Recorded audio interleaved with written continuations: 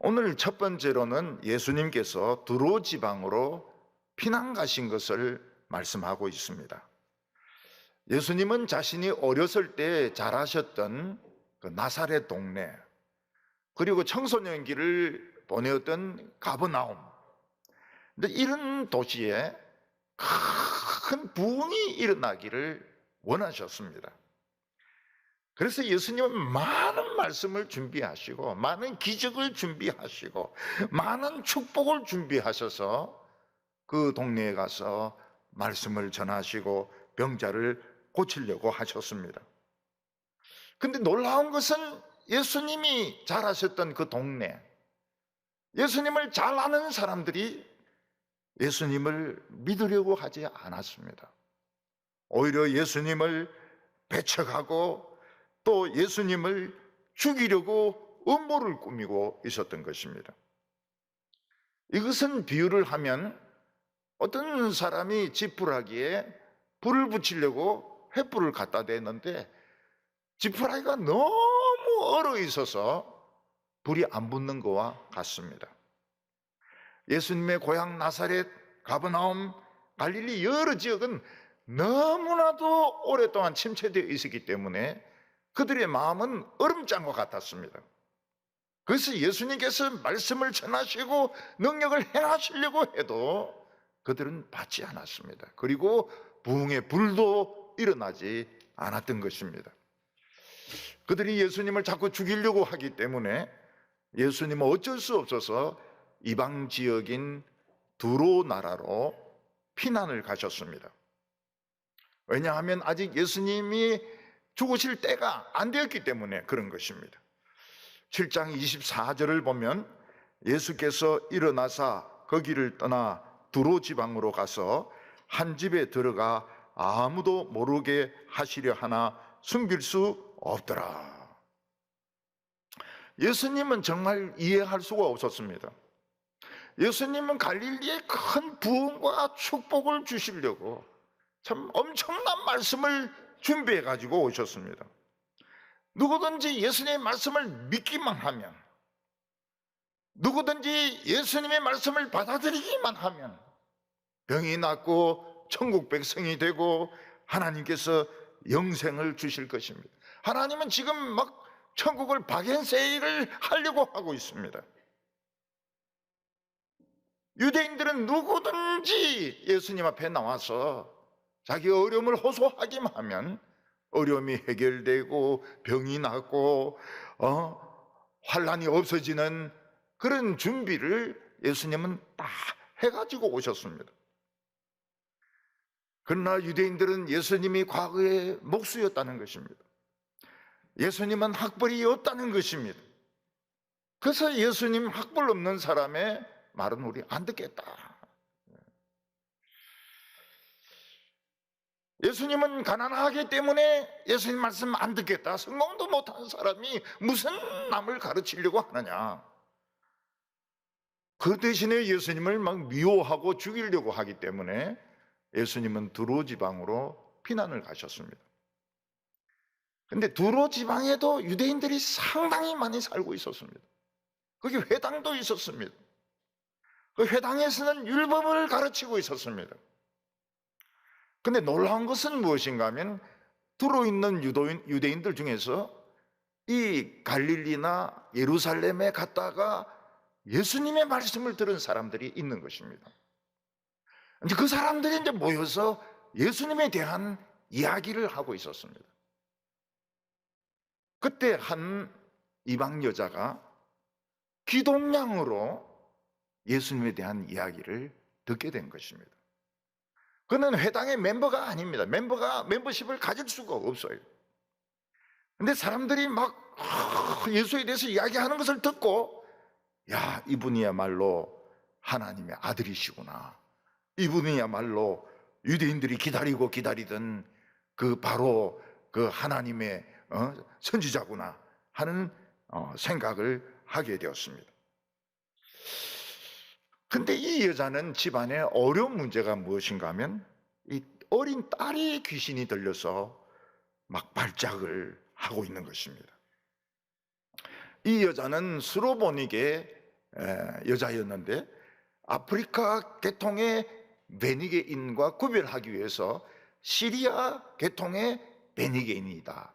그래서 수로보니게, 이렇게 아프리카 베니게가 아니고 카르타고 베니게가 아니고 시리아계 베니게 사람이다. 이렇게 해서 수로보니게 여인 족속이라고 불리워지고 있었습니다. 그는 회당에서 사람들이 수군거리는 그 능력의 주인공이 바로 자기 나라에 오셨다는 소식을 듣게 되었습니다. 그분은 귀신 들린 자를 많이 고치셨고 모든 병자를 고치시고 장애인들을 치료하셨다는 소식을 들었습니다. 그래서 이 여자는 이 기회를 놓칠 수 없으니까 당장 예수님께 달려가서 예수님 발 앞에 무릎을 꿇고 우리 딸이 귀신 들렸으니까 좀 고쳐달라고 부탁을 했습니다. 예수님이 참 이해가 안 됐던 것은 하나님의 백성인 유대인들, 이스라엘 백성들은 하나님의 말씀을 거부하고 있습니다. 하나님의 능력을 사기라고, 눈속임이라고 막 비난하고 있습니다. 그리고 예수님을 죽이려고 음모를 세우고 있습니다. 그런데 이방인 여자는 예수님을 믿는 것입니다. 예수님은 성경이 약속하신 하나님의 선지자다, 하나님의 아들이다, 그것을 믿고 예수님께 나와서 딸의 병을 고쳐달라고 막 사정사정을 하는 겁니다.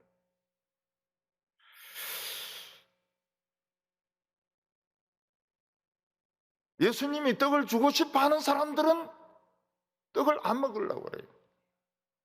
근데 예수님이 떡을 주기 싫은 사람은 막 달라고 하는 겁니다. 참 이게 모순이죠. 두로에는 유대인들이 많이 살았고 회당도 있었습니다. 그러나 그들은 아무도 예수님을 찾아오지 않았습니다.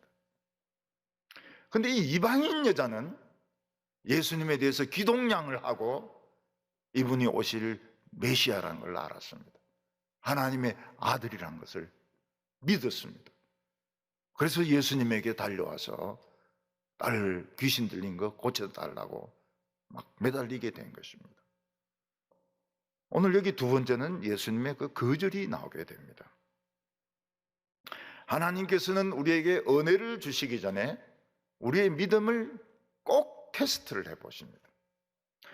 우리에게 축복을 하시기 전에 우리의 믿음을 달아봅니다. 수로보니게 여인이 예수님을 찾아와서 매달린 결과는 기도의 응답이 아니었습니다. 예수님의 무관심이었고 예수님은 이 여자를 아예 상대조차 하지 않았습니다.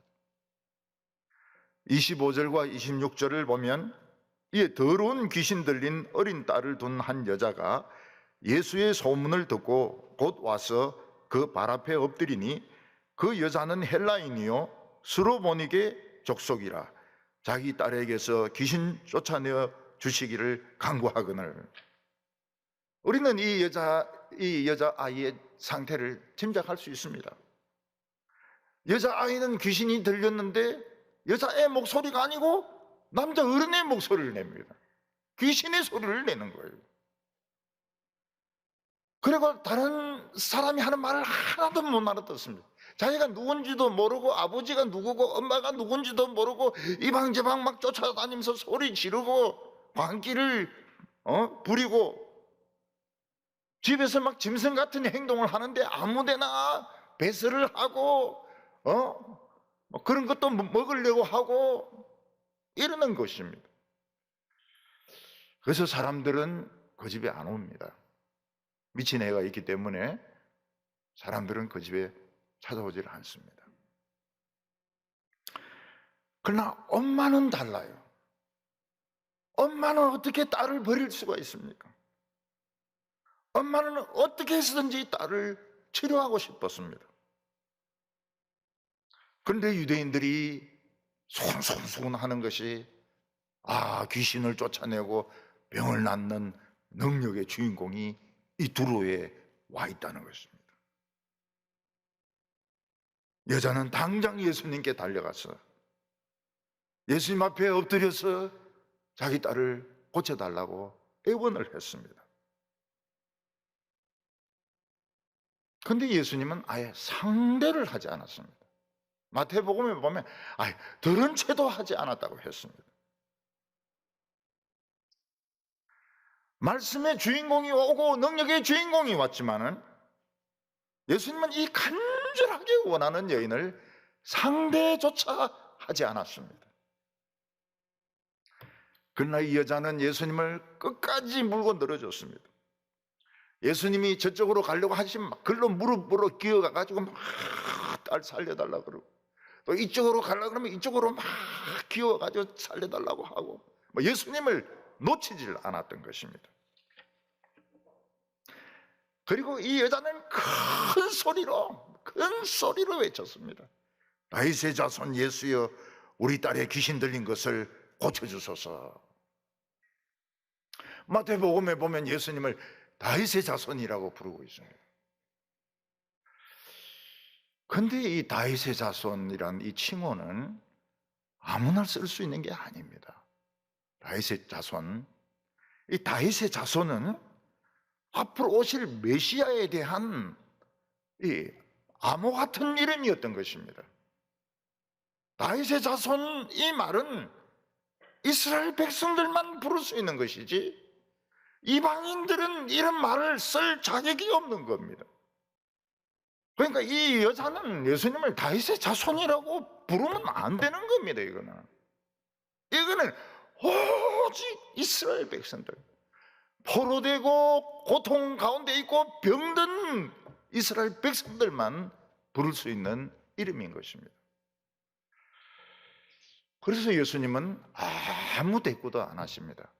모르는 여자가 여보 이러는데 돌아볼 필요가 뭐가 있습니까?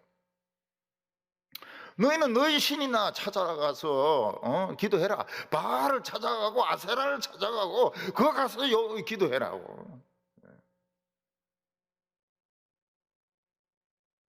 근데 이 여자는 이미 예수님을 믿었어요. 그 기동량 해가지고 예수님에 대하여 하나님의 아들이라는 걸 믿었습니다. 그래서 막 울부짖습니다. 울부짖어요. 예수님이 막 상대를 안 하는데도 다윗의 자손이에요. 우리 딸 귀신 들린 걸 고쳐주소서. 다윗의 딸이 다 자손이에요. 우리 딸의 병든 걸 고쳐주세요. 막 소리를 막 지르면서, 계속 소리를 지르면서 막 일로 따라붙었다 절로 따라붙었다 이러니까 예수님의 제자들이 시끄럽거든요. 여자가 시끄러워요. 귀찮아요.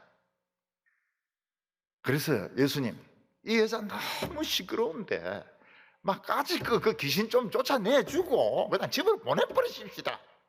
이렇게 제자들이 이제 이야기를 해요. 하도 여자가 떠들어대니까. 그때 예수님은 이 여자의 마음을 참 너무나도 상하게 하는 말씀을 하셨습니다. 27절에 예수께서 이르되 자녀로 먼저 배불리 먹게 할지니 자녀의 떡을 취하여 개들에게 던짐이 마땅치 아니하니라. 예수님은 이 여자를 개 취급을 했습니다. 엄마가 맛있는 요리나 맛있는 음식을 만드는 것은 남편을 드리고 또 아이를 주려고 하는 것이지 옆집 개를 주려고 요리하는 것은 아닌 것입니다. 예수님은 맛있는 천국 음식, 위대한 말씀, 산상설교, 위대한 말씀, 그리고 병을 고치는 기적과 능력, 사람을 변화시키는 그 축복들 잔뜩 가지고 왔습니다. 근데 유대인들이 원하는 것은 그게 아니었습니다. 유대인들이 원했던 것은 세상에서 잘 사는 것이었습니다. 유대가 독립하는 것이었습니다.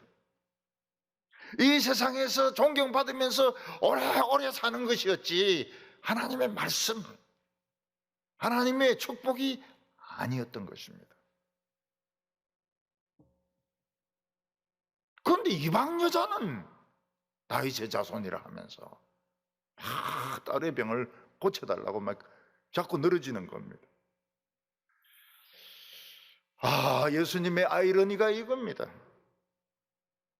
이스라엘 백성들, 유대인들은 예수님의 잔치를 쳐다보지도 않는데 이방 여자는 결사적으로 매달리는 거예요. 자녀는 관심이 없는데 옆집에는 막 매달리는 거예요. 예수님은 천국의 음식을 가져오셨습니다. 위대한 하나님의 말씀이었습니다. 그런데 이스라엘 백성들은 그게 관심이 없어요. 그냥 세상에서 잘 되고 유대가 독립이 되고 세상에서 오래 살고 100살 넘게 살고 그래가지고 그냥 책을 쓰길 원하는 것이죠. 100살을 살고 보니. 그런데 옆집에 이 굶은 개 유기견은 와가지고 좀 달라고 막 끙끙거리면서 줄 수 있습니까? 못 주죠.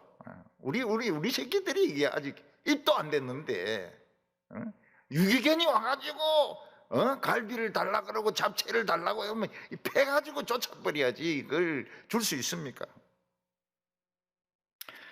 예수님은 여기서 자식과 개를 구분하셨습니다. 그리고 예수님은 그 주식과 부스러기를 구분하셨습니다. 이스라엘 백성들은 지금 천국이 활짝 열려있기 때문에 자기가 원하기만 하면 얼마든지 천국의 음식을 먹을 수 있고 천국의 축복을 받을 수 있고 천국의 은혜를 체험할 수 있는데 유감스럽게도 하나님의 자녀들은 세상에 빠져가지고 세상 성공에 빠지고 세상 재미에 빠져가지고 그 먹으려고 안 해. 손도 안 대요. 다 가짜다 이러면서. 28절에 여자가 대답하여 이르되 주여 옳소이다마는 상아래 개들도 아이들이 먹던 부스러기를 먹나이다. 여자는 예수님이 말씀하신 것이 옳다고 했습니다. 자기는 예수님에게 아무것도 요구할 자격이 없습니다. 주인이 음식을 만들어서 자녀들에게 먼저 주는 것은 너무너무 당연한 것입니다. 이 여인은 예수님에게 그렇게 하라고 했습니다. 자녀들에게 음식을 다 주십시오. 그렇지만 부스러기는 남을 테니까 그때까지 저는 기다리겠습니다. 아무 데도 안 가고 기다리겠습니다. 당신의 말씀은 옳고 자녀들에게 떡을 주십시오. 그러나 저는 부스러기라도 먹으려고 끝까지 기다리겠습니다. 이 여자는 떡과 부스러기의 차이를 알고 있었습니다. 떡은 하나님의 말씀입니다. 성령의 감동입니다. 하나님께 예배드리고 은혜 받는 것입니다. 그게 떡입니다. 부스러기는 이 세상에서 성공하고 잘 되는 것입니다. 건강한 것입니다. 내가 감히 하나님 말씀 달라고 못하겠습니다. 그건 떡이니까. 내 성령 달라고 말할 자격이 없습니다. 그러나 부스러기는 주세요. 우리 집 아이 귀신 들린 거 고쳐주십시오. 이 부스러기 아닙니까? 부스러기. 옛날에 중세 때 서양 영화를 보면 주인의 상에 이제 아들들이 쭉 앉아가지고 음식을 먹습니다. 그럼 상 밑에 개가 있어요. 그 주인이 닭다리 떴다가 귀찮으면 던져주면 또 막 가글 맛있게 먹습니다. 돼지, 갈비 막 먹다가 뼈만 던져주면 또 막 맛있게 먹습니다. 그게 이제 개들이 하는 것이거든요. 예수님은 말씀을 주시고 싶어 하시고 새 사람 되게 하시고 축복을 주려고 하시는데 이스라엘 백성들은 그것을 원치 않았습니다. 세상에서 돈 벌고 세상에서 유명해지고 세상에서 권세 있는 사람이 되는 것을 원했습니다. 오늘 우리 크리스찬들이 혼동을 겪는 가장 심각한 문제가 바로 이 문제입니다. 주식과 부스러기를 지금 혼동하고 있는 것입니다. 우리에게서 천국은 그냥 공허한 약속입니다. 천국 가보지도 못했어요. 천국 가지도 듣지도 못했어요. 하나님하고 이 스마트폰 이런 것도 해본 적이 없어요. 그러나 세상은 구체적인 것입니다. 세상은 아주 구체적. 교수님, 의사선생님, 사장님, 국회의원, 장관님 모든 게 구체적. 돈은 구체적으로 손에 잡을 수 있고 헤아릴 수 있습니다. 하나님의 나라는 진짜 있는지 없는지 모호하잖아요. 갈지 안 갈지 모르잖아요. 여러분들에게 한번 질문을 드리겠습니다. 양심껏 손에 가슴에 손을 얹지는 마시고 한번 대답해 보시기 바랍니다. 여러분, 은혜로운 설교를 듣는 거하고 돈 100만 원 누가 주는 거하고 어느 때가 기쁩니까? 네, 은혜로운 설교를 듣는 거하고 돈 100만 원 어느 게 더 기쁘게 합니까? 우리를. 요즘 우리 교인들이 대답을 안 해요. 왜냐하면 목사님의 질문엔 꼭 함정이 있더라. 대답을 안 해. 100만 원이 기쁩니까? 설교가 기쁩니까? 아, 설교가 기쁘다. 할매 한 사람. 아, 100만 원이 더 기쁘죠? 돈 100만 원. 돈 100만 원으로 뭐 할까요? 돈 100만 원으로. 일단 커피부터 마시고. 우리 여자들은 커피 없으면 못 사니까 커피부터 한 잔 마시고, 그 다음에 헌세계 백화점, 그 다음에 현대 백화점 이런 데 가가지고 옷부터 싹, 봄철 아닙니까? 봄철 싹 둘러보고. 설교 또 다음 주 하겠지. 목사지가 죽어도 금방 죽겠나. 아직 시간이 있는데 다음 주 또 듣고, 안 그러면 또 그 다음 주 듣고 말이지. 아니면 코로나 끝나고 듣고 말이지. 그걸 죽으면 또 할 수 없고. 100만 원 굉장히 기뻐요. 이게 우리의 갈등입니다. 좋은 대학교 들어가는 거 하고 성경 아무리 많이 읽어도 합격 점수에 도움이 안 돼요. 아무리 기도해가지고 눈티가 반티가 될 정도로 울어도 취직하는데 별 도움이 안 돼요. 하나님의 나라는 공허한 나라인 것 같아요. 근데 이 여자는 그걸 믿었습니다. 이 여자는. 예수님 뭐라고 말씀하십니까? 29절에 예수께서 이르시되 이 말을 하였으니 돌아가라. 이 말을 나는 기다리고 있었다. 이 말할 믿음이라면 딴 거는 볼 필요가 없다는 거예요. 이 여자가 예수님 말씀을 믿고 집에 가보니까 애가 자고 있는데 벌써 딸이 돌아온 거예요. 귀신은 나가고 내 딸 돌아온 겁니다. 우리는 하나님의 자녀이기 때문에 지금 마음껏 축복받을 수 있습니다. 그런데 하나님의 축복을 버리고 불량식품, 세상 것만 막 찾으면 어떻게 됩니까?